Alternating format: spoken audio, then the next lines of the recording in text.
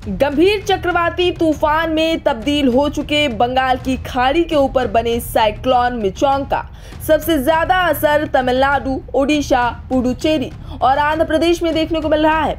भारी बारिश और बाढ़ के कारण हाल बेहाल है।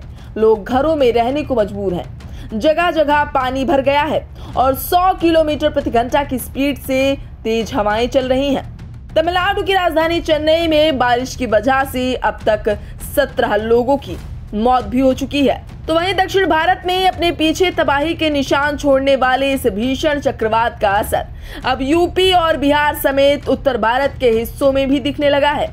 बात करें पहले यूपी की, तो यहाँ वाराणसी और आसपास के जनपदों में बीते 3 दिनों से मौसम में बदलाव देखने को मिल रहा है। जहां एक तरफ लोगों को भगवान भास्कर के दर्शन नहीं हुए, वहीं जनपद में रुक रुक कर हो रही बारिश ने बढ़ती ठंड और गलन का भी एहसास कराया है। वहीं देर रात से ही वाराणसी में बारिश जारी है और हवा चलने के साथ साथ तापमान में भी गिरावट देखी जा रही है। वहीं अभी अगले 2 दिनों तक बादल छाए रहने की भी संभावना है। दूसरी तरफ बिहार में मिचोंग चक्रवात के प्रभाव की वजह से 2 दिन से घिरे बादलों ने आज बारिश भी कर दी।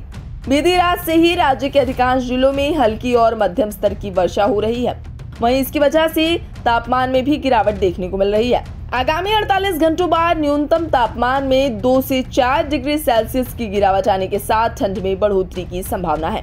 आपको बता दें कि तबाही मचा रहे इस साइक्लोन को दिए गए मिचोंग नाम का मतलब ताकत और लचीलापन होता है।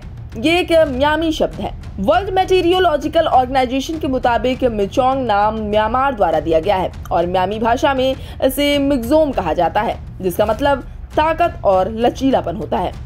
मिचोंग साइक्लोन जिस तरह से 3 राज्यों में कहर बरपा रहा है, इसको देखते हुए इसे मिचोंग नाम दिया गया।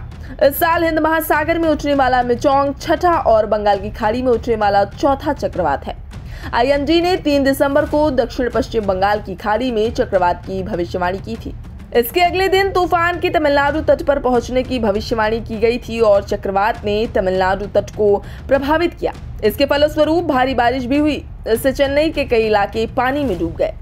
गौरतलब है कि चक्रवात तूफान मिचोंग बीते मंगलवार को आंध्र प्रदेश और तमिलनाडु के तट पर टकराया। आंध्र प्रदेश में तूफान के लैंडफॉल के बाद जमकर बारिश भी हुई। दक्षिण भारत में तूफान ने जमकर तबाही मचाई। तमिलनाडु में भारी बारिश की वजह से कई इलाकों में जलभराव की स्थिति भी देखने को मिली। IMD ने बताया कि अब तूफान मिचोंग कमजोर होकर डिप्रेशन में बदल गया है। आंध्र प्रदेश और तमिलनाडु में तूफान की वजह से करोड़ों का नुकसान हुआ है। ऐसे में अब जाते जाते इस चक्रवात के आफ्टर इफेक्ट्स के तौर पर आने वाले दिनों में उत्तर भारत में भी पारा तेजी से लुढ़क सकता है।